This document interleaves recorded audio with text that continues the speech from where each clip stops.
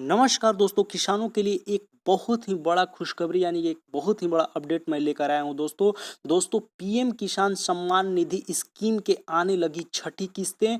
ऐसे परिवारों में कई लोग ले सकते हैं इसके फायदे। तो चलिए दोस्तों इसके फायदे के बारे में जानते हैं। यदि आप किसानी करते हैं और जमीन पिता या फिर दादा के नाम के है तो आपको इस स्कीम के तहत लाभ नहीं मिल सकता है। इसलिए आपको यह ध्यान रखने की जरूरत है कि आपकी खतौनी में आपका नाम दर्ज है कि नहीं है। दोस्तों केंद्र सरकार की ओर से देश के करीब 10 करोड़ किसानों के खाते में पीएम किसान सम्मान निधि स्कीम के तहत 2,000 रुपए की रकम भेजी जा रही है। इस स्कीम के लाभार्थी को मिलने वाली यह छठी किस्त है।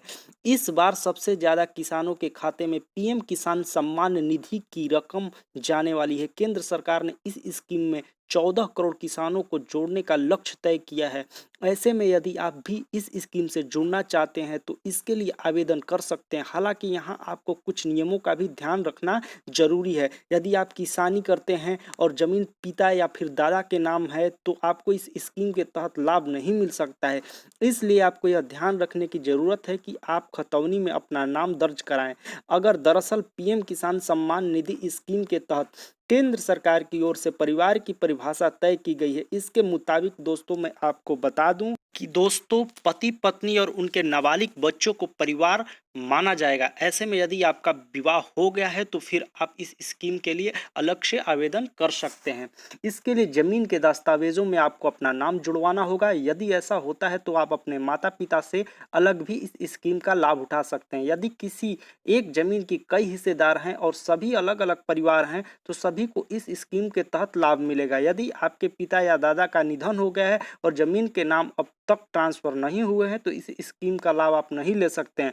ऐसे में यह जरूरी है कि आप जमीन को अपना नाम पर ट्रांसफर करा ले। दोस्तों बता दें कि इस स्कीम का लाभ लेने के लिए किसान के नाम पर जमीन होना जरूरी है। यदि आप किसी और की जमीन या बटाई पर लेकर खेती कर रहे हैं तो इस स्कीम के लाभार्थी नहीं हो सकते हैं। लैंड होल्डिंग इस स्कीम के लिए सबसे अहम प्रावधान तय किया गया है। दोस्तों ये एक ताज़ा अपडेट है, लेटेस्ट अपडेट है। आप क्या कर सकते हैं कि अगर आपका भी अपने नाम से नहीं हुआ है तो अपने नाम से करा लें, क्योंकि सरकार का ये योजना है। हर सरकार जो है कि हर लोगों को 2,000 रुपये रकम भेजती है।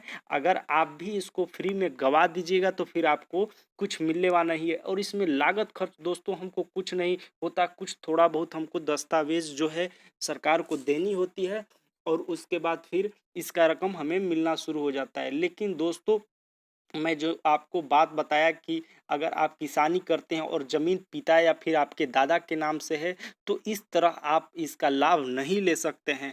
ध्यान रहे कि आपको अपने खतौनी में ये अपना नाम दर्ज कराना होगा, तभी इस स्कीम दरअसल पीएम किसान सम्मान निधि स्कीम का आप लाभार्थी बन सकते हैं। दोस्तों अगर आपके भी मन में कोई सवाल हो तो आप हमें कमेंट करके पूछ सकते हैं। वीडियो देखने के लिए धन्यवाद। जय हिंद, जय भारत।